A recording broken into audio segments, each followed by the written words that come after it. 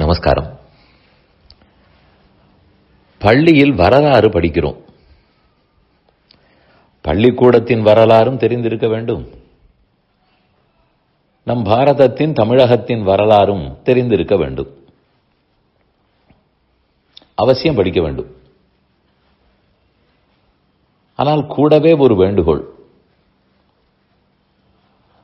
நூற்றுக்கணக்கான ஆண்டுகள், ஆயிரக்கணக்கான ஆண்டுகள் முற்பட்டவர்களை பற்றி,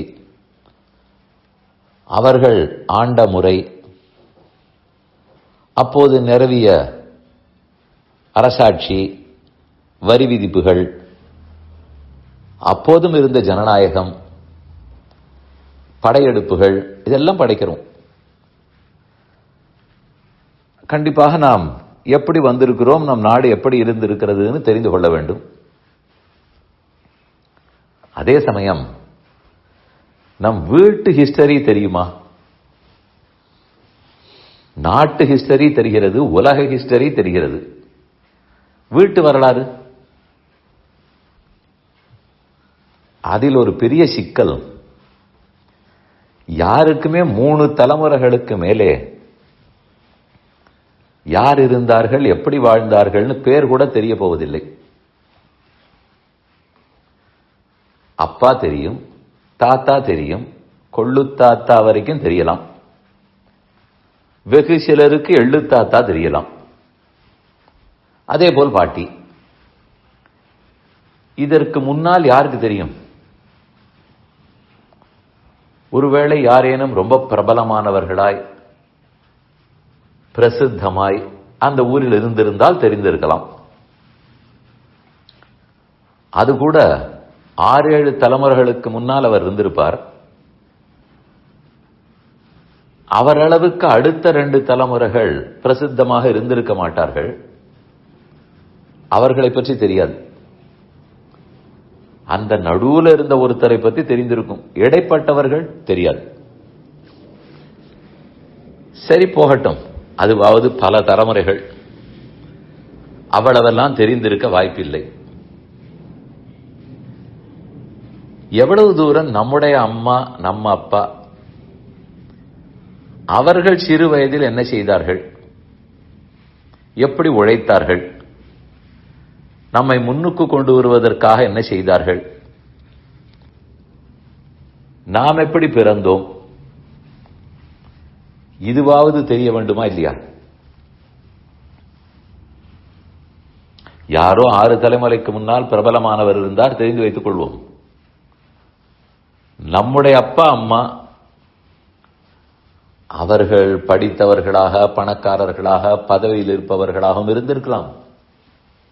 படிக்காதவர்களாக, ஏழைகளாக, பதவி அற்றவர்களாகவும் இருந்திருக்கலாம். எப்படி இருந்தாலும் சரி, அவர்கள் எப்படி இருந்தார்கள்னு தெரிந்து கொள்ளுகிறோமா?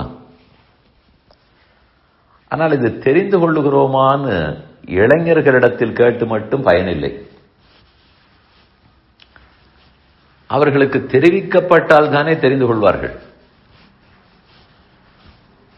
அதில் பெற்றோர்கள் என்ன செய்கிறோம்? நாம எதேதோ கஷ்டப்பட்டோம், இது எல்லாத்தையும் போய் அவர்களிடத்தில் சொல்லிக் கொண்டிருக்க வேண்டுமா? அது ஒருவேளை நமக்கும் சற்று தர்ம சங்கடமாக இருக்கலாம். அவர்களும் அது கேட்டு சற்று வருந்தலாம். அதெல்லாம் எதற்கு? பழையது போகட்டும். அதை பத்தி இப்ப எதற்கு பேச வேண்டும்?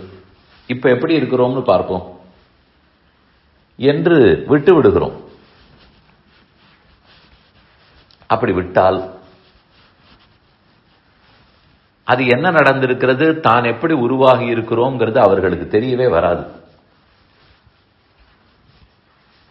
தெரிய வராவிட்டால் அதற்கு கொடுக்க வேண்டிய மதிப்பும் கிடைக்காது, முக்கியத்துவம் போய்விடும். இப்போது இருப்பது மட்டும்தான் சாஸ்வதம்னு ஆகிவிடும். அதனால் சற்று சிரமம் பார்க்காமல் பெற்றோர்களும் இதை சொல்ல வேண்டும். இப்படித்தான் வந்திருக்கிறோம், இதுதான் நம் வரலாறு. ஒருவேளை பெற்றோர்களுக்கு இந்த சந்தேகமாக இருக்குமோ, நாம் ரொம்ப எளியவர்களாக இருந்தோம், கஷ்டப்பட்டோம். ஒருவேளை அப்படி கேள்விப்பட்டால் நம்மிடத்தில் இருக்கும் மதிப்பே போய்விடுமோ?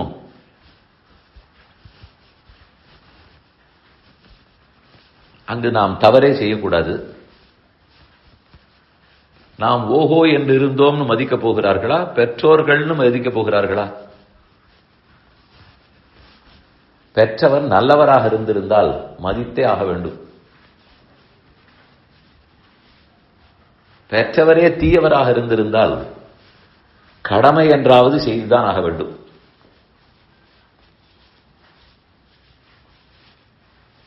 அநேகமாக எல்லாரும் நல்லவர்கள் தான். ஆனால் கட்டப்பட்டவர்களாக இருந்ததே சொல்லாமல் மறைக்க வேண்டிய தேவையே இல்லை. அது தெரியாதவரை என்னை எல்லாரையும் போல வேலை பார்த்தார்கள், வளர்த்தார்கள், அவ்வளவுதானேன்னு விட்டு விடுவார்கள். அவரவர்களுக்குரிய முக்கியத்துவம் என்னங்கிறதை சொல்லித்தான் புரிய வைத்தாக வேண்டும். கேட்டுக்கொள்ள மாட்டேன்னு சொல்ல மாட்டார்கள், கேட்பார்கள். நாம எந்த தர்ம சங்கடமும் இல்லாமல் அதை எடுத்து சொல்ல வேண்டும். ஓரளவாவது சொல்ல வேண்டும். நான் ஒன்றும் அப்படியே தகவல்களை மைக்ரோ லெவலில் சொல்ல வேண்டும்னு வரவில்லை. அதற்கென்ன என்ன நடந்ததுன்னே தெரியாமல் போகக்கூடாது. அதனால் நாட்டு வரலாறு, வீட்டு குடும்பத்து வரலாறு, நம் பெற்றோர்களுடைய வரலாறு, இதுவரைக்கும் தெரிந்து வைத்திருத்தல் தான் நலம்.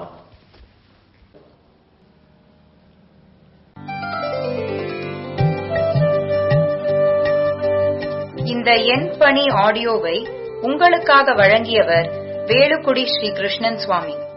இந்த ஆடியோவை தினமும் உங்கள் மொபைலில் பெற கிஞ்சித் என் பணி KINCHITENPANI